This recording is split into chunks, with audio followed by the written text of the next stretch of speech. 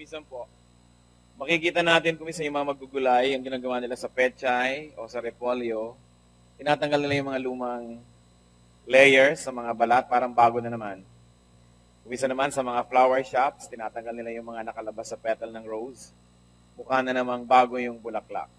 So anong ginagawa nila? Tulad din ng ginagawa sa mga spa, sa mga dermatologists, tinatanggal nila yung lumang skin para lumabas yung bago. Ina-exfoliate. Mabuti pa yung ating mga ninuno, alam nila nung araw, gumagamit sila ng bato, hinihilura nila ang mga balat, tinatanggal ang mga dead skin. At yung mga grabe mga cases, skin peeling ang ginagawa. Sa spiritual life, dapat din ginagawa yan. Kailangan ng constant renewal. Ang atin pong pag-aaral ngayon, exfoliate your spiritual life. Heavenly Father, we pray for a message that comes straight from your heart into ours. Suriin niyo nga po kami, Panginoon, kami sa gabal para sa inyo pong labis at tunay at makapangyarihang pagpapala. Inyo pong alisin. You gave us free will, but we surrender our will to you now, and we ask you, let your will be done. Sa aming pagsamba, Panginoon, ay pakalinisin niyo po ang aming puso. Ang aming kalooban, maging talagang tunay na sumasamba. At kung may mga nagdatingan ngayong nakikisalamuha sa amin, kunwari makikisamba, subalit nag-aantay ng chance, Lord, to take advantage of our trust. Mga nagnanakaw, nagdurukot sa mga kapatid habang kami nakikinig at nagdarasal. Lord, expose their evil intentions. And may you purify all of us so that we can come into your holy presence. Knowing, Lord, that you don't welcome any sin into your presence. Kaya patawarin niyo po kami sa aming mga kasalanan. Linisin, pakahugasan, pakadalisayin. And in the name of Jesus Christ, we reject, rebuke, drive away, and command to leave us any and all evil spirits and evil men whose intentions are to disturb us, to take advantage of us. Lord, we commit these elements to you in Jesus' mighty name. Kayo nawa ang lubos na sumala maging sa aming lahat. And in the name of Jesus, we dare to come into your presence, to look at your face, to gaze at your beauty, to hear your powerful words that become our healing.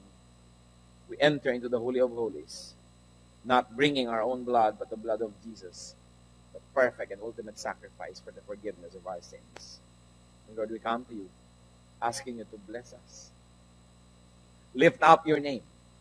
And may you use your servant as your footstool, as an instrument of your words, of your goodness. But glorify only yourself, O Father. Lift up only your name. And may you heal us as you speak. Father, we seek you confidently in Jesus' mighty name. Exfoliate your spiritual life. Ano po ba yung dilemma? What is the dilemma of the old Christian? Meaning yung matagal ng Kristiyano, or sometimes even old churches or the old congregation.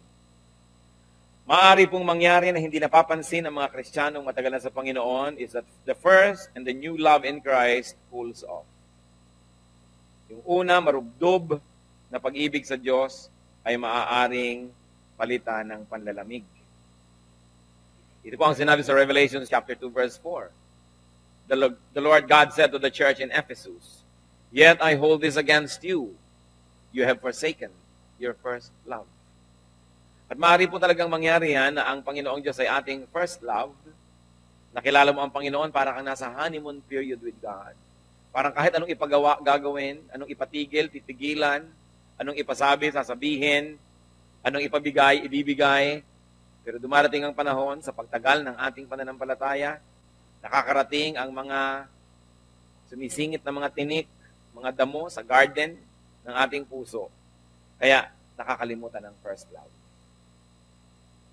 Sinasabi pa po dyan, remember the height from which you have fallen.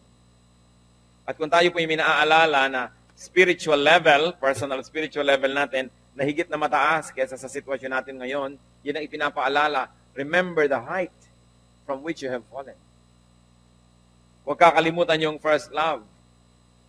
Kaya nga po napakahalaga sa church yung evangelism. Yung pagdala ng mga kaluluwa sa Panginoon. Sapagkat una, kailangan ng mga kaluluwa na madala sila sa Panginoon, makakilala sila sa Diyos. At pangalawa, kailangan ng mga churches yung bagong mananampalataya. Sapagkat yung bagong mananampalataya, nag-aapoy ang kanyang paniniwala, naglalagablab ang kanyang pananampalataya, napakalakas ng kanyang pananalig, naniniwala siya ang lahat ay mabuti at ang lahat ay posible. Pero pag nagtatagal na sa church, minsan, nanlalamig. That's why it is a blessing to a church to have new believers, because new believers always bring in fresh faith, fiery belief in God, that everything is possible in the name of Jesus. Kaya kailangan natin yun. Kaya ang mga churches po na walang masyadong soul winning, walang masyadong evangelism, sila man nanlalamig na rin. Mahalaga yung napapaalalahanan tayo ng mga paniniwala ng mga bagong mga kapatid. Kaya nagtataka yung mga bagong kapatid, bakit parang magkaawa yata kayong dalawang deaconess? Nahahalata ko yata, hindi kayo nag-uusap. Ganun ba ang mga Christians? Maaalala bang ito? Oo nga pala, itong expectation ng isang bagong mananampalataya na kailangan laging naaalala natin. Childlike faith. Ano pa po ang mga dilemma ng mga old Christians? Old not by age, but by our life and length of life with the Lord. Na nakilala na natin siya. New and illicit love crowds out the love for Christ. Pwedeng masingitan. Dati, Panginoon lang, tapos nung tumagal, may iba na. Nagiging pag-ibig na rin pala natin yung ministry, yung title natin sa ministry. Nagiging pag-ibig na rin pala natin yung prominence in the church. Nagiging pag-ibig na rin pala natin yung makilala ka, kinikilala ka, hinahangaan ka. Naging pag-ibig mo na rin yung office in the church. Nakikipag-awayan ka, dalawa kayong pwedeng choir director, nagkakaroon kayo ng pagtatalo. Nasisingitan. At pwede pang masingitan ng iba na nagkakaroon na ka na ngayon ng sweetheart na unbeliever. Nagkakaroon ka ngayon ng mga hobbies. Sobra kang nalilibang sa iyong career, sa iyong trabaho. O kaya nagkaroon ng asawa, nalibang masyado sa raising a family and having children. Nasingitan ng Panginoon as first love. And you know that God tolerates no rivals. Kaya nga po, ito ay paalala lalo dun sa matagal na sa Panginoon. Kasi yung bago talagang yan ay hot na hot sa kanyang pananampalataya. Kaya nakaka-bless kasama. Doon po sa parable, sa Matthew chapter 13, verse 22, tungkol sa mga seeds, meron daw seed na hindi lumago. Lumago agad, tapos biglang tumigil ang paglago. Anong problema? The one who received the seed that fell among the thorns is the man who hears the word, but the worries of this life and the deceitfulness of wealth choke it, making it unfruitful. So, lumalago agad sa Panginoon, pero hindi na tumutuloy lumago. Bakit? Nagkakaroon ng mga kaagaw ang Panginoon sa kanyang atensyon. Mga alalahanin, mga hanap buhay, mga pagpapayaman. All these are not wrong. But if they already take the place of God as number one in our lives, then they become very wrong. At tulad ng mga damo na nakakaagaw ng nutrients sa mga tunay na tanim, binubunot yon at tinatanggal. Kaya para huwag po tayong mabunutan at matanggalan na masakit, tayo na mag-volunteer na magbunot-bunot at magtanggal-tanggal niyan para man lang facing natin yung nangyari, hindi masyadong nabibigla tayo. Dahil maaari ang Panginoon, biglang bunutin yan. Nakita niyo sa Abraham, hiningi ng Panginoong Diyos ang kanyang anak na si Isaac, i-offer mo nga sa akin si Isaac. Bakit kaya? Maaari na nagiging number one na ng buhay niya si Isaac, hindi na ang Panginoon. It is possible. And by obeying God and offering his son Isaac, napatunayan naman ni Abraham sa kanyang sarili na Diyos pa rin naman yung number one. Kaya nung napatunayan na niya at gagawin na nga niya at i-offer, pinigil naman siya ng Diyos, hindi ipinatuloy. Kasi hindi naman gusto ni Lord i-offer niya yun eh. I-offer mo lang kung natabunan na niya at naunahan ng Diyos sa iyong buhay. Pero kung hindi naman, the Lord allows us to continue to have our Isaacs. And Abraham discovered that nothing offered on God's altar can be lost. That only that which you withhold from God is being asked for, is being removed. But if it's not a hindrance to God's being number one in our lives, the Lord will not want it removed. Because God tolerates no rivals in our lives. And He deserves to be number one in our lives. So new love crowds out the love for Christ. Kung isa nag-uumpisa kasi isang ministry, ang init-init ng iyong paglilingkod, o biglang nagkaroon ka na ng ibang pag-ibig. Dati ang haba-haba mo mag-pray, pagkatapos mag-dinner, pray na. Pero ngayon, telenovela na. Bigla ang bagong relihiyon. Sasamba na sa templo ng telebisyon. Mas mahaba pa ang pagsamba sa templo ng telebisyon kaysa sa tunay na templo ng Diyos. So, naka-crowd out. Hindi na tayo Quiet time sa umaga, nakaka-crowd out ng ating pagmamadali. Dahil may trabaho, dahil may gagawin. Ano ba naman gumising ka ng 30 minutes earlier? At you can compensate by sleeping 30 minutes earlier. Ang dami-dami nating oras inuubos sa gabi na hindi naman dapat pagpuyatan. Tapos paggising tuloy sa umaga, wala nang oras man lang manalangin. Puro God bless me, thank you. Goodbye. Yun na. New loves crowd out the love for Christ. Habang pinag-uusapan natin ito, nais ko kayong hamunin, meron na po bang umaagaw o nakaagaw na nga sa inyong first love for the Lord? Ano yung comparison natin? Nung dati tayo, bago-bagong pananampalataya, na halos ang Diyos ang lahat-lahat sa buhay natin, kumusta na po ngayon? Ganito kami noon, paano kayo ngayon? Sabi nga ng isang pelikula. It's good to compare. Remember the height from which you have fallen. Ano pa po ang mga dilema ng dati na sa Panginoon? Sins that do not instantly get clear dealings, that do not get obvious dealings from God, become parts of the landscape. Una, gagawa ka ng isang kasalanan, tapos i-confess mo agad, tatanggalin mo agad dahil ayaw yun ng Panginoon. Pero mamaya, gagawa na naman kayo ng kasalanan, parang hindi naman tayo naparusahan, hindi naman tayo napalo. So anong gagawin natin? Tutuloy na. Total, hindi naman nahahalata. Total, parang pwede naman. So nakikita po natin na nakakasanayan. Mga kapatid, mga lalo yung matatagal na sa Panginoon, meron ba tayong ginagawa ngayon na hindi ka nais-nais sa Diyos, hindi ka iga-igaya? Pero nung una, nagigilty tayo, nung una, nahihirapan tayo, nung una, uncomfortable tayo. Pero ngayon parang nasanay na. Nakasanayan na rin ang hindi isang mabuting gawa.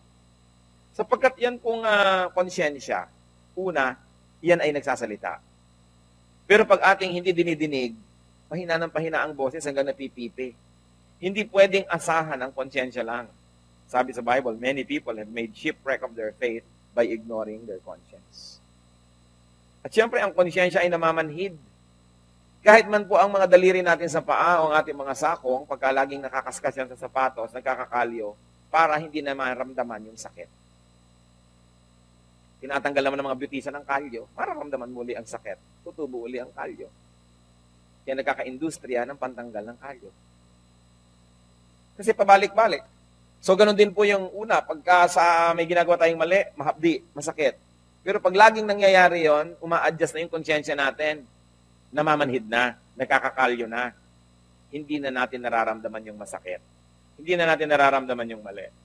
Kaya kumusta ang ating mga budhi? Meron po ba tayong mga gawang hindi tama na sobra na tayong nasanay? Hindi na masakit. Pero hindi nararamdaman natin ang sakit, hindi na yun mali. Para lang pong may painkiller, but the illness is still there. And it's important to feel pain because pain compels us to seek remedy. Kaya mahirap po yung hindi nalalaman na may sakit siya eh. Biglang pag nadiskubre, talamak na, grabe na. Mabuting nararamdaman mo, may sumasakit sa iyong katawan, nilalagnat ka, masakit ang iyong ulo. So humahanap tayo ng lunas. Pero yung walang kamalay-malay, tapos bigla-bigla na lang namamatay dahil ang lala na pala niya. Yan po ang hamon ngayon. Matatapos ang taon, sabihin natin Merry Christmas, Happy New Year, etc., etc. Pero ano bang pamasko natin sa ating sarili? Ano bang pamasko natin sa ating kapwa na nakapaligid sa atin? Anong pamasko natin sa Panginoon? Exfoliate your spiritual life. Alisin yung mga hindi ka nais-nais. Kung sana nakikita lang ang kaluluwa, katulad ng nakikita natin ang ating mukha, marami siguro tayong gagawin. Tulad ng pinagagagawa natin sa ating mukha. Gumagawa ng paraan. Inaayos, nililinis, nireretoke, dinodrawingan, kung ano nung ginagawa sa mukha. Pero napakahalaga na yung ating pong kaluluwa, huwag nating pag-iwanan. Hindi ko naman sinasabing huwag yung alagaan ng mukha, huwag alagaan ng balat. Pero alam yung tao, kamamatay pa lang kung hindi dahil sa mga chemicals, kitang-kita nyo na kung anong pupuntahan ng katawan niya. Kung inaalagaan natin yung katawan na sandali lang narito, lalo namang dapat natin alagaan yung espiritu, which is forever. At dapat natin lalong alagaan yung espiritu, sapagkat yung espiritu natin, hindi yung katawan, ang nakikipag-fellowship sa Diyos. Minsan meron kang anak, pupunta sa ninang niya, anak, maligo kang mabuti, magbihis ka ng maganda, dapat mabango ka para maamoy ka ng ninang mo na tama. Kasi hindi naman ikaw yung pupunta sa ninang, yung anak mo. Ngayon po, sa ating buong pagkatao, hindi naman yung katawan natin ang nakikipag-fellowship sa Diyos yung Espiritu. So, mano ba naman na ayusin natin yung Espiritu natin para tuwing nakikipag-niig sa Diyos, ang Diyos ay hindi mabahuan, ang Diyos ay hindi mapangitan, hindi ma-offend. Because what part of us fellowships with God, it is our spirit. And yet, there's an entire industry taking care of the body that belongs to the ground, the body that is dust and will return to dust. Kung sana ang mga counseling centers, prayer centers, Bible study centers, kasing dami man lang ng mga beauty parlor o ng mga hair salon, napakabadal siguro ng planeta. Kasi kahit saan katumingin, merong spa, may salon, merong ganitong kung ano-ano mga pangalan, yun lang ibig sabihin, linisin ang katawan. Gaano katagal ang tao nagpo-foot spa? Gaano katagal nagdadasal? Gaano katagal nakasalang na nilalagyan ng mga putik ang mga mukha? Nilalagyan ng mga chemical ang mga buhok? Nililinis ang mga kuko? Kinukuskus pati likod kasi may mga tagyawat ng kulang sa intelligence, akalain ng mukha nyo doon tumubo. So, ang daming oras. Gaano karaming oras ang para sa spirito? Sige nga, I challenge you, church, tuusin. Kailangan binibigyan ng panahon ang spirito. It's important that we always exfoliate. And of course, some people, especially those who serve or give much to the Lord, think that they are entitled to some moratorium with God, to some exception from God. Donor naman ako, giver naman ako, pagbigyan ng aking mga bisyo, ang aking mga, kung ano-anong mga kostumbre. 1 Corinthians 10:21. Hindi pwedeng donate ka ng donate, tulong ka ng tulong sa church, tapos sa kabila ng buhay mo naman, nakalublob sa malam-ali. You cannot drink the cup of the Lord and the cup of demons, too. You cannot have a part in both the Lord's table and the table of demons.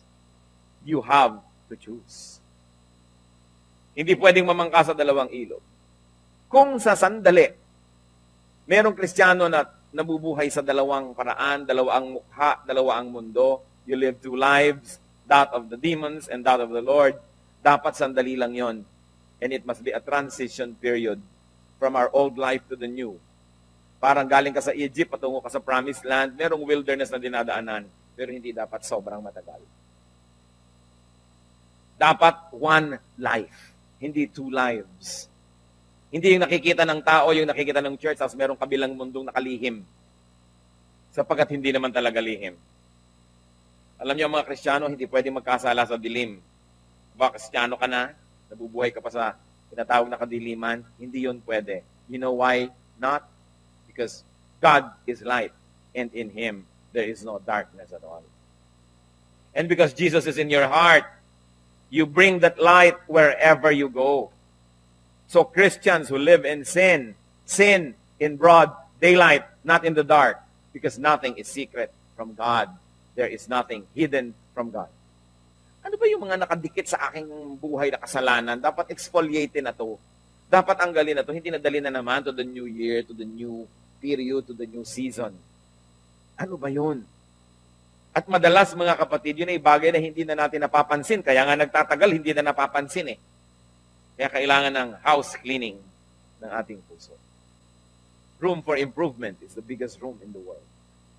So there's no one that can say, ako okay na, don't even talk to me, I'm all right. So sa iba mo na lang yan sabihin, dahil lahat tayo may dapat ayusin. Pero ang nais kong bigyan ng diin, hindi bagay sa Kristiyano ang double life. Hindi bagay yung merong secret life at merong public life. Dapat pareho lang yan. Kasi dala natin at kaladkad natin ng Diyos kahit saan tayo pumunta, kahit sa ang hukay, lungga, dilim natin, dali ng ating katawan, kasama natin ang Diyos. Lalo lamang na na-expose ang ating mga kamalian. What is another dilemma of those Christians who have been with the Lord for a long time? Some individuals needlessly become spiritual bureaucrats or Pharisees. Sa katagalan, nagkakaroon ng ministry yung iba, nagkakaroon ng gawain, nagkakaroon ng office, meron naman nagiging Pharisee. Holier than others, better than others, mas mahigpit pa sa Diyos, napuno na yung kanyang buhay ng napakaraming mga do's and don'ts, nawala na yung grace ng Diyos, nawala na yung freedom in the Lord, puro na lang sets of do's and don'ts ang kanyang buhay. Matthew 20:25 to 27. Jesus called them together and said, "You know that the rulers of the Gentiles lord it over them, and their high officials exercise authority over them. Not so with you. Instead, whoever wants to become great among you must be your servant, and whoever wants to be the first must be your slave." So ang mahalaga sa atin pag tumatagal is the concept of serving the people of God. Hindi yung being served, being bida, being sikat, being galing, but serving people. Surrendering the gifts of the Holy Spirit to us, to the work of the Lord, to the ministry of the Holy Spirit. It is possible in a church, in a fellowship, in a Bible study group, in a satellite group, in a Bible fellowship, that some people can dominate everybody else. That creativity is stifled, choked, or killed. Merong isang conservative na member na matagal na, naging head na siya ng music department, ayaw na niya magpatugtog ng hindi niya gusto. Yung gusto na niya, ang gusto ng Diyos. Yung ayaw niya, ayaw na ng Diyos. Siya na ang Diyos-Diyosan. It is important that a lot of energy is unused, underused, or misused. And when that happens, people become sad. Walang joy, walang excitement ang spiritual life. So many people just become passive church attendees instead of being members of an organism called the church. That's why what we are attempting to do in our church is to always set creative energies free. As long as they are within the context of Scripture, not contradictory to what God wants, we allow people to be what they are and what God meant them to be. Kumisan kasi sa church, meron pong conservative, lalo medyo mataas ang posisyon, yung pagiging conservative niya, ipapass on na niya yan as being God's point of view. Kaya churches that are led by very conservative people are also very conservative as if God is so conservative. But when you look at God, when you look at Jesus, innovative nga siya eh. Kaya nga siya hindi natanggap ng temple na conservative kasi masyadong revolutionary ang pamamaraan, masyadong kakaiba. Bakit po ba gusto ng temple yung tradisyon? Kasi yung mga officers noon, yung mga nangunguna doon, yung mga sikat doon, komportable na sila sa kanyang magagandang katayuan sa buhay, kaya ayaw nilang papalitan ng sistema. And it is easy for people to fall into this kind of trap. It is easy for people to replace God and become little gods. And it can happen in religions that are old, in religious groups, in fellowships, in churches. Kaya dapat constant review. What are the bitter and rotten fruits of living our first love? Marami po yung mga masasamang bunga ng pag-alis at pagtalikod sa unang pag-ibig. Faith becomes just religion. Faith just becomes a habit. O bakit ka pupunta sa church? Siyempre, nakaugalian na. Pero walang excitement, walang paghahangad na mabless, at wala rin namang intention to be a blessing to other people. Just be there. Kaya dapat na-realize natin, ano ba ako? Pagka pupunta ba ako sa church, excited ako because I will be blessed. And I'm also committed to be a blessing to other people. So I'm on the lookout for areas of service. I'm always watchful kung paano ako magagamit, paano ako makakapaglingkod. Hindi yung lagi akong bida, parang lagi akong bisita, dapat lagi ako entertainen. Iniirapan pa ang gwardiya pag ini-inspect ang bag. Sa itsura lang ng mukha, dinidiscourage yung mga usher at huwag mo akong haharangin, nagmamadali ako. Diba? Paano tayo magiging blessing to others when we will not even cooperate sa security measures? Alam nyo na wala kayong dalang masamang gamit, pero alam ba ng lahat yon? At kung ang pagtitiwala sa inyo ay binigay sa lahat, edi hindi na rin tayo nagkaroon ng security measures. Simpleng mga bagay. Madaling masuri ang sarili. I will come as a worshiper, as a servant of God, as a channel of blessing. Or will I come as a VIP? Dapat tinetest natin ating sarili. Walang VIP. Ang Diyos lang ang VIP. So it is important to have a servant's attitude. So nakikita natin, religion na lang yata ang pinupuntahan o talaga bang to serve and be served, to interact, to receive life and to give life, to be part of a living organism called the church. Another bitter fruit of living the first love is that people settle for less than desirable levels of spirituality and even ministry. Ang galing-galing nyo dahil sa Panginoon, ang dami-dami nyong talent, tapos wala naman tayong service. O kaya ang liit-liit ng service na ginagawa natin, hindi proportionate to the talents that God has given us, and yet kontento ka na lang doon, that is not a very encouraging sign. And we should not settle for less than desirable levels of spirituality. Kung last year, mga kapatid, maiinitin ang ulo nyo, tapos ganun pa rin kayo ngayon, sayang ang lahat ng salita ng Diyos na ating pinagsalusaluhan. Sayang ang lahat ng mapag-awit, pagkanta, pagsayaw. Sayang ang pagpananalangin. Sayang ang lahat-lahat. Dapat nagbabago ang tao, pabuti ng pabuti. Hindi pwede na meron lang kayong religious attendance. Hindi pwede na regular attendance. Ang kailangan, we are being changed from glory to glory. Don't be satisfied with just religion. We are always searching for spirituality. At yun ay magkaiba. Kuminsan, magka-oppose pa nga. Another bitter fruit of living the first love is that the church people's morality and spirituality is only several notches higher than the unchurched. Ito po, mga kapatid, I like to challenge all of us. Ito bunga nung meron lang tayong religion at hindi spirituality. Hindi tayo makilala na iba sa mga hindi anak ng Diyos. Walang pagkakaiba. Dapat may pagkakaiba. Kahit malang sa itsura, mas mukha ka dapat kagalang-galang kaysa sa mga hindi anak ng Diyos. Mas mukha dapat tayong kapita-pitagan. Sa ating behavior, mas seasoned ang ating language, mas appropriate ang ating behavior, less scandalous, definitely much less dapat than unbelievers. Pero ang totoo, kung minsan, higher pa yung ethical level ng mga nasa kulto kaysa nandun sa church. Magtataka ka kahit sa church lang mismo, inside the church kung minsan. Ang simple-simple mga bagay, hindi nakakapagparaanan. Umiinit agad ang ulo. Pagka hindi nakaupo sa gustong upan. Pagka hindi nasunod ang mga gusto. Pag hindi naisama ang 1,000 bata katabi niya sa loob ng adult worship. Galit sa usherette. Parang kanya na yung simbahan. Upuan ko ito kahit ano mangyari. Iniirapan yung bakit ka nakaupo dyan. Di ba ako lagi dyan? Yung, nag-teachers tayo, di ba? Hindi naman tayo kung ano lang na Lions Club o Upsilon Sigma Pi na meron tayong meeting. Hindi lang tayo Watch the Bird Society or Save the Whale Movement. Di ba tayo church? Di dapat iba ang behavior. Nakikita, nadidinig, nakaka-encourage. And we reach out to people.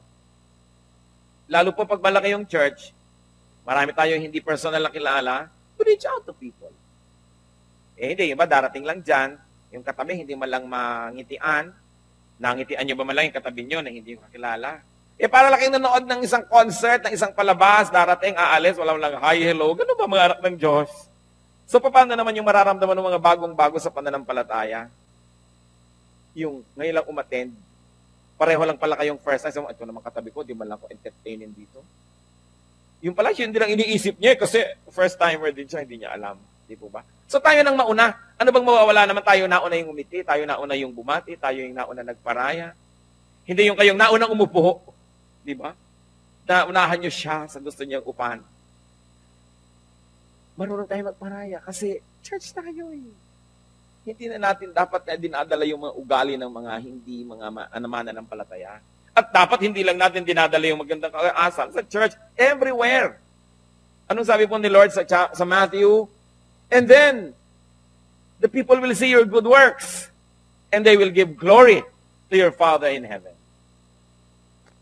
Isa po yan sa mga natutuwa ako, madalas napapansin ng mga tao pagka yung kaloob ang atin pong musika sa ng bayan alay kay Jesus ay nagpe-preform sa iba't ibang lugar.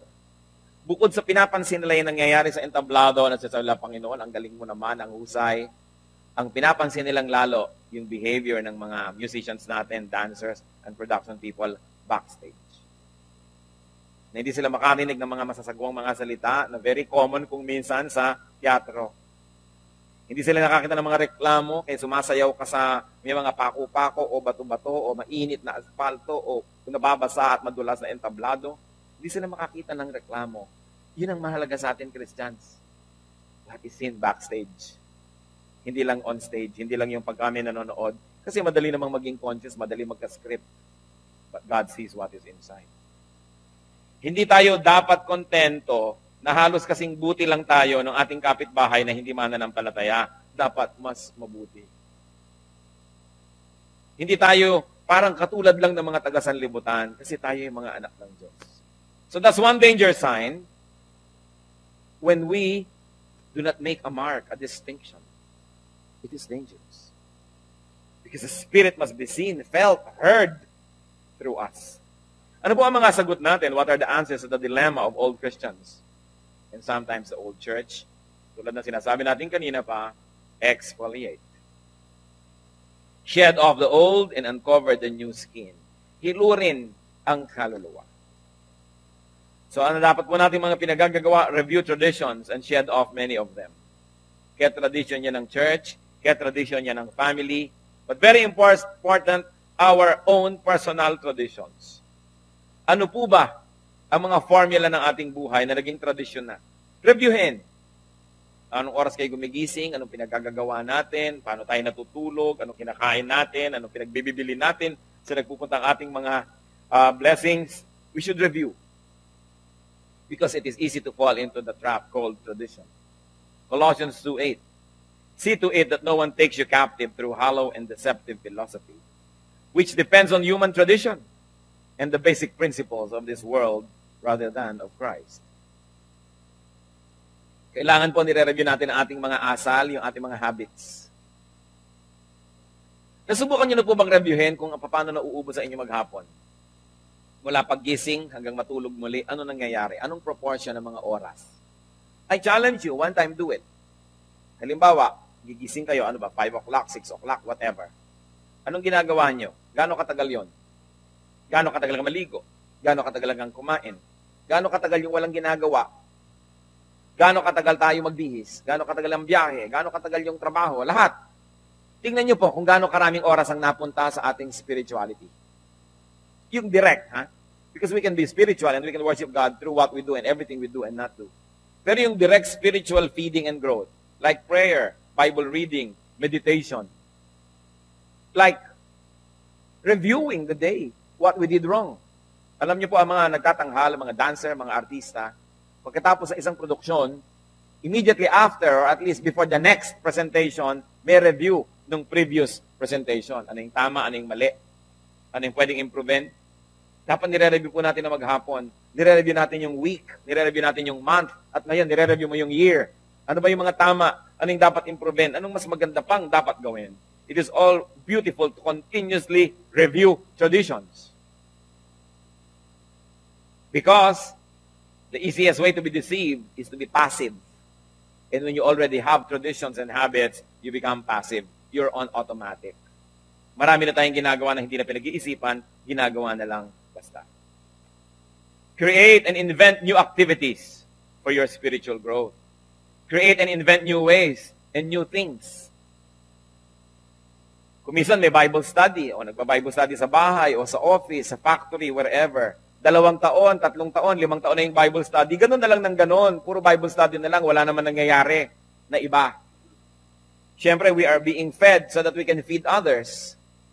We are being strengthened so we can strengthen others. So there comes a time in the life of a Christian na ang dapat na niyang isipin, how can I serve? Tama na yung ka-attend ko. Kung uma-attend na po kayo ng Bible study ng mahigit 1 taon, lalo't mahigit 2 taon, it's high time na kayo naman na mag-lead ng Bible study. Ay, hindi ko yan magagawa. Paano ko yan? Hindi ko kaya. Kung ganyan po ang inisip nung naging instrument ni Lord para kayo i-lead, hindi kayo na-lead. Bibigyan kayo ng lesson plan, a 4-lesson plan. 4 weeks. Sasabihin niya lang sa kakilala niyo, iba Bible study kita, 4 na linggo lang ha. Basta kahit hindi ka mag-enjoy, kahit anong mangyari, basta 4 na linggo lang, pagkatapos kung ayaw mo, di wag na. Pero tapusin natin. Sa palagay nyo, meron man lang kayo matuturuan ni isa? Of course. O 2 o 3, meron. Meron. And it's good to practice and it's good to look into this. Para naman tayo maiba-iba. Hindi yung habit na lang natin na laging to be fed but we don't feed people. Habit na lang natin to be served but we don't serve. At kung sasabihin nyo, ako nagsiserve na, serve some more. Maiksi ang buhay. Samantalahin ang napakaraming kaluluwang pwedeng madala sa Panginoon. Paano kayo nagpe-pray? Lagi na lang ba kung nagpe-pray kayo, yung pagod na kayo, antok na kayo, haba tuloy ng prayer dahil ang amen bukas na. Nakatulugan na eh. Pagising mo, maliwanag na, ay, amen. Ang haba ng panalangin. O palitan yung habit na yon. Siguro pwedeng pagkakain nyo ng hapunan, kung magsha-shower kayo o ano man ang gagawin nyo, pagkatapos nun, pray na. Mamaya na yung TV, mamaya na yung iba, mamaya na yung basa. Hindi yung laging nasa kadulu-duluhan yung prayer kung wala ka ng energy na tira. This is what I mean. Review our habits, review our traditions, and shed them off if they don't work. Kung halimbawa, ang laging quiet time nyo sa umaga, pero lagi na lang na puputol dahil magigising na ang mga anak, magigising na si ganito, marami nang gagawin, edi ilipat nyo ng ibang oras. O agahan pa lalo ng gising. In other words, do something. But review your personal traditions and personal ways so that we can continue to grow in the Lord. Exfoliate. Kung hindi nalilimutan na pumunta sa barbero o beauty salon every month, at palagay ko, ginagawa nyo lahat dahil ayan ang mga buhok nyo naman, nasa tamang mga korte. Wala namang sumayad sa lupa. So, kung yon ginagawa regularly, di dapat ginagawa din natin regularly ating tungkulin sa ating kaluluwa. Kung ang mga kuko natin, ginugipitan natin at least once a week. Nagkakaroon ba tayo ng oras naman na spiritual din? Kasi body lang ng body yung pinaalagaan mabuti. It's important to invest in eternity. Sabi sa Psalm 33 verse 3, sing to Him a new song, play skillfully, and shout for joy. So pati ang hinihingi ng Diyos sa atin, mga new songs, hindi naman yun na lang ng yun ang yun. Nakikita nyo, ang Diyos hindi masyadong mahilig sa tradisyon. Gusto niya, iba, bago naman, sige. Basta hindi nababago yung kaluluwa niya, yung espiritu, yung katotohanan, yung form can change. And it's always exciting to have changes. Once in a while, you change your furniture, you rearrange your furniture. So once in a while, we rearrange our spiritual activities also. Kung hindi kayo umaten ng mga prayer meeting, 1 taon na o 6 na buwan, umaten naman kayo. Utang na loob. Those who want to pray for others or those who want to be prayed for, wala pang 1% ang nagpupunta. At usually, ang pupunta lang yung sobrang lalim ng pangangailangan. Pag-pray niyo ho ako kasi talagang napakapanganib na ng buhay ko ngayon. Napakasarap nung may pupunta doon. Ano pong prayer request? Wala po, nandito po ako para manalangin. Sino ba ang pwede ipanalangin natin? Mag-volunteer ako to pray for others, to be a blessing. Pag nangyayari yun, wow, church na nga tayo. Hindi lang tayo mga bunch of attendees. But we are here to serve and be served. Diba? Kasabihan nga, panapanahon lang yan. Siyempre, may panahon tayo yung nangangailangan ng ministeran. And the churches will just be too glad to minister. But what do you do when you are healthy, wealthy, and wise? Then you minister to others. Yun naman ang panahon para kayo maglingkod. Hindi yung nakikita lamang tayo pag tayo yung nangangailangan. Parang mga kamag-anak natin sa malalayong lugar, biglang nagring ang telepono, sino yan yung kamag-anak sa malayo? Sabi, naku, bad news to. Magkano daw? Dahil alangan namang tumatawag yan, dahil nami-miss ako. Dahil love ako, tumatawag yan kasi may need. You know why we make such conclusions? Dahil bihira naman yung taong tumatawag sa'yo para ka i-bless eh. Matawagan nga si ganon, kumusta ka? Ano bang pwede ko ipag-pray sa'yo? Hindi kadalasan, pag may tumawag, uy, may kailangan kasi ako, nakakahiyaman. Talagang nakakahiya, 2 taon kung dinadidinig ang boses mo, ngayon ipaparinig mo, mangungutang ka. Ganon din naman sa prayer, hindi na pagkikita ang tao, tapos pag kami pangangailangan na, nanganganib ang buhay, heto ngayon, nandun. But of course, we're glad na nandun, kesa wala doon. Pero ang point, mga kapatid, at any given time, we are either receiving or giving. It's all right to receive from the church. The church is here to serve. But who is serving you? But other people also. Hindi man mga anghel galing sa langit ang nagbabaan para kapaglingkuran eh. Kapwa-tao mo rin. So bilang tao rin, once in a while pupunta naman tayo para tayo yung mag-serve. Panahon eh. Panahon na kayo yung malakas, panahon na pwede kayong magbigay. Di nandun kayo para sa maglingkod. Para naman pag dumating yung panahon na kayo itong nangihin at nangangailangan ng paglilingkod, merong maglilingkod sa inyo na panahon naman na malakas sila. This is what church life is all about. To be part of the whole inhaling and exhaling procedure, to give and to take, to serve and be served, to love and be loved, to understand and be understood, to listen and to talk. Yan po ang buong cycle ng buhay, hindi lang one way, because life is not a one-way street. The people that you are serving and strengthening now could be the same people that will serve and strengthen you tomorrow in your time of need. But if you don't serve and strengthen them now, who will strengthen you tomorrow, just in case your need will come? As sabi sa Bible, do not boast about tomorrow, for you do not know what the day may bring forth. You may be all right now, but you are not so sure it will always be like that. Although we pray that it will always be like that. But we don't know. So it's good to invest in the church. To give your time, talent, and treasure to the church when you can. Because there will be moments when you have to be the recipient. There will be moments when you have to be the patient. Kaya kailangan, minamahal po natin yung church. What else do we do in order to exfoliate our spiritual lives? We review performances of people, of pastors, of committee leaders, of teams, of elders, of deaconesses, of teachers, of musicians, especially of ourselves. Nire-review din po natin dapat yung performance natin. Singer ako, pero tingkakanta na lang ako, ito na lang yung kanta ko, wala na bang iba? O Bible study leader ako, wala na ba akong alam na ma-teach? Recycle na lang ng recycle, yun na lang. Kailangan nagre-review din po tayo ng ating sariling performance. And then, of course, we have to review curriculum, lesson plans, kung kayo yung mga teacher, kayo yung mga leader. Pero most importantly, we should review our personal curricula. Ano ba yung mga pinag-aaralan natin? Sapat na ba sa inyo na nagbabasa ng isang page ng devotions or devotional sa umaga, tapos yun na? Tapos na yun? Review. Talaga bang tama na yun? Sapat na ba? O kailangan magbasa uli sa tanghali? Kailangan ba natin ng prayer break? Kasi hindi nalilimutan mag-coffee break, ang prayer break. Hindi nalilimutan ng lunch break. Pero meron bang Bible verse break, kahit malang 5 minutes of the lunch break, mapunta doon. Review. We should continue to review what am I getting, how I'm getting it. How do I complement what the church gives on Sunday mornings? Do I attend satellite services? Do I attend neighborhood Bible study groups? Do I have another fellowship group where I can be more at ease?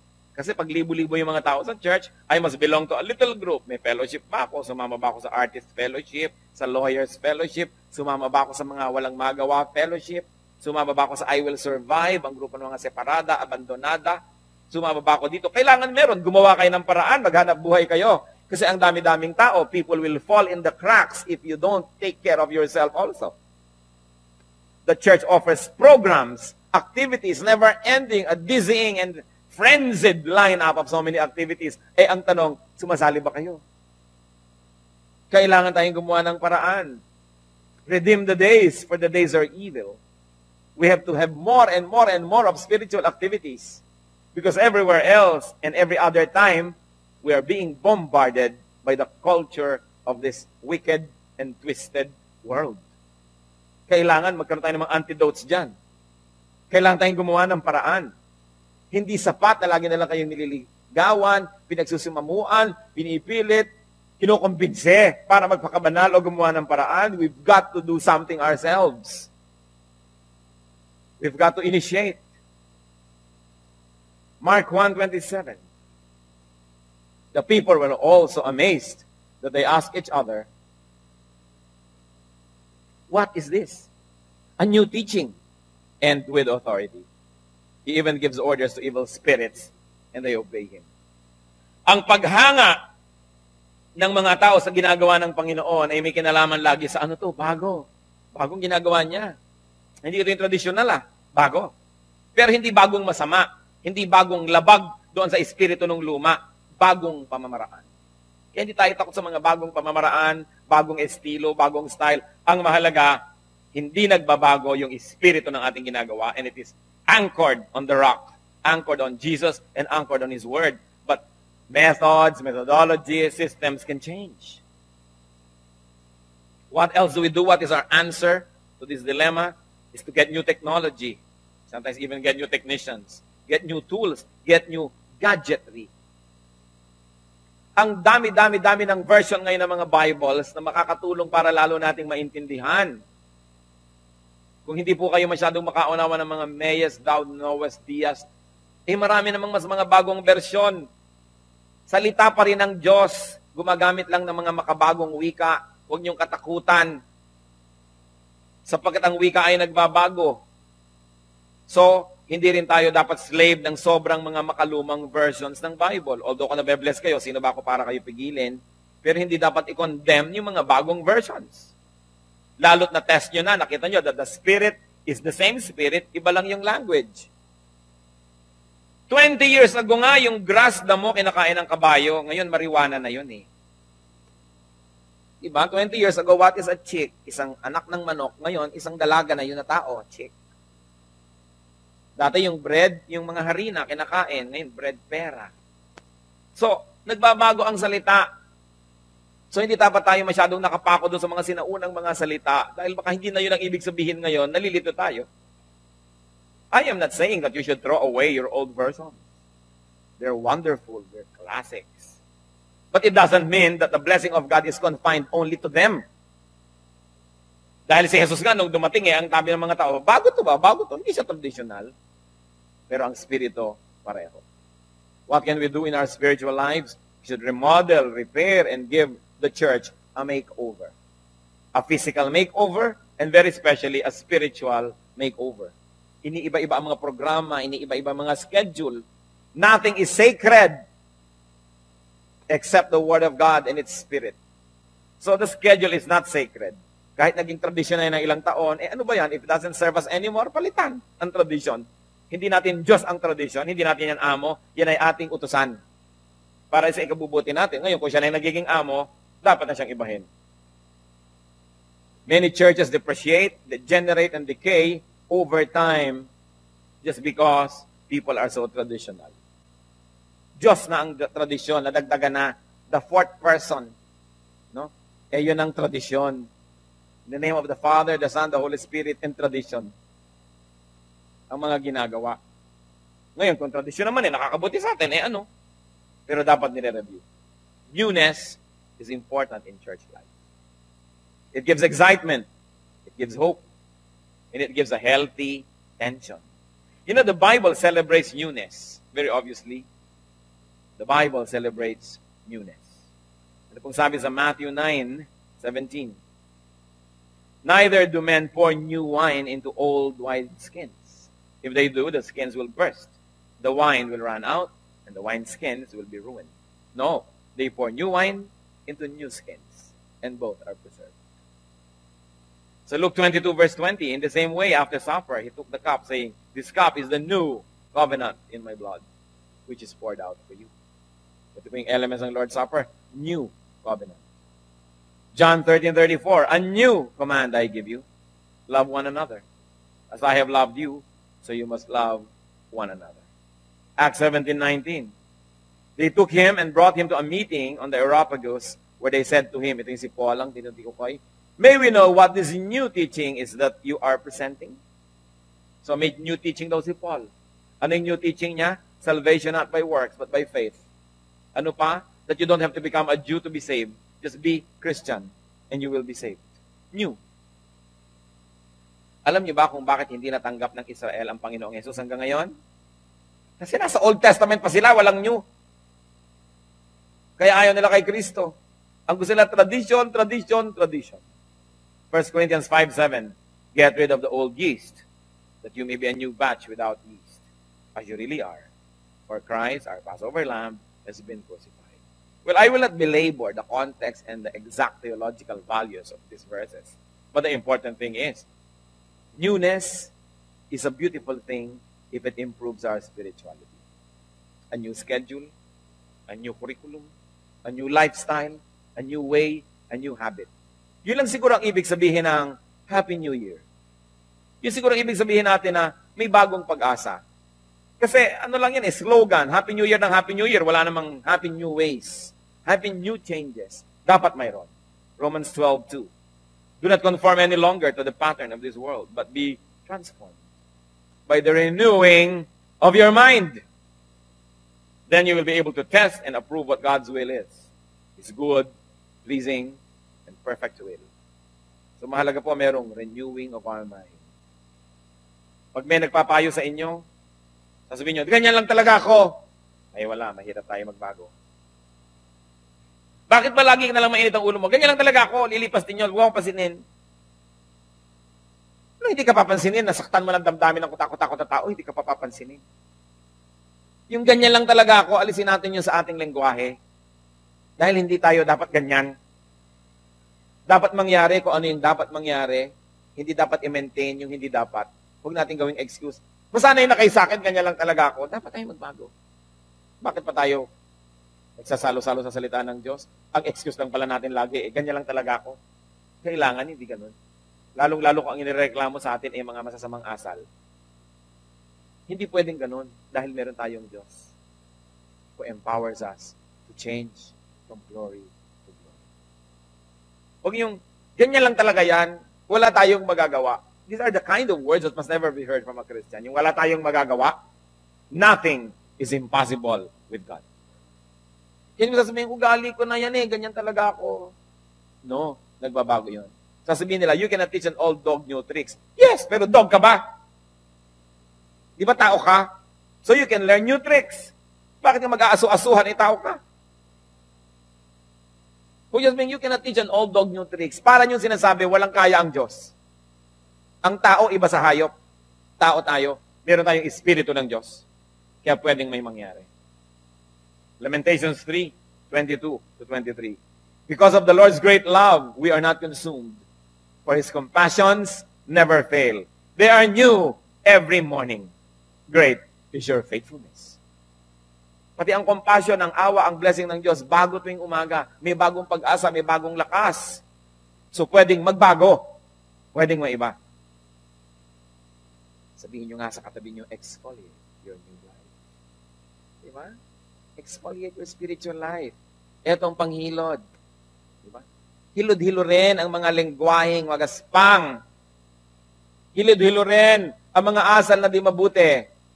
Mga anak na nagdadabog sa magulang, exfoliate your ways. Mga bahay ng Kristiyano, wala dapat mga lumalagabag na pinto dahil nagdadabog, mga nalalaglag na mga plato.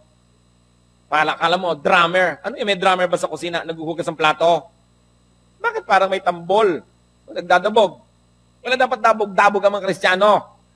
Bakit? Because the Spirit of God is the Spirit of peace. Hindi yung lumalagpak ang mga paa mo, lumalagpak parang marcha ng mga Aleman dahil hindi gusto ang narinig.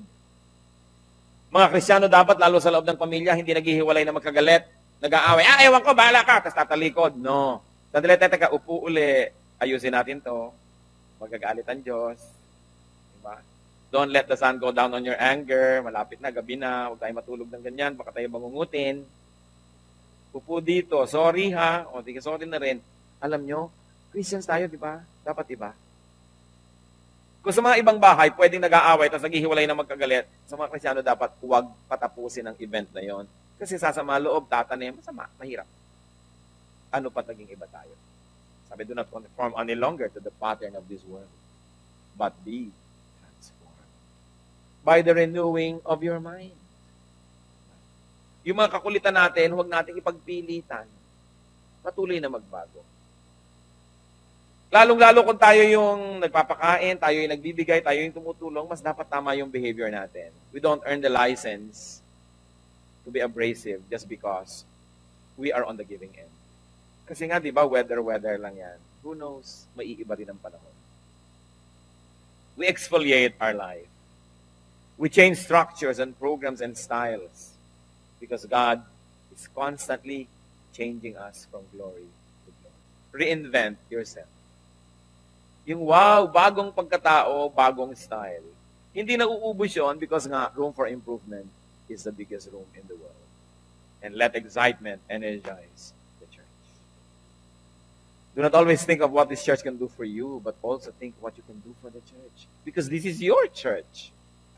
Bakit mo pagdadamutan ang sarili mong church? Bakit mo siya tatanggihan? Bakit mo siya gugutumin? Bakit mo siya sisikilin? E di kasama ka rin nag-suffer. Let's bow before the Lord and think about God's message for us. What needs exfoliation in our spiritual lives? Sobra pa tayong maramdamin, exfoliate yan. lapad-laparan ng pasensya at pag-unawa sa kapwa. Sobra pa tayong bossy, sobrang dominante, exfoliate. Do not dominate people. But just be an inspiration. Guide them. Lead them. But don't live their lives for them. Because God gave us individual lives to live personally. Mapagsama ba tayo ng loob? Mapagtanim ng sama ng loob? Magagalitin? Irritable? Whatever it takes. O tamad magbasa ng Bible, tamad umattend sa church, tamad magdasal, exfoliate. Let the Spirit of the Lord speak to us individually. Kung meron po tayong dapat ihingi ng tawad, ihingi natin ng tawad. God always gives us new beginnings. His blessings are new every morning. Be along with the Lord and be blessed.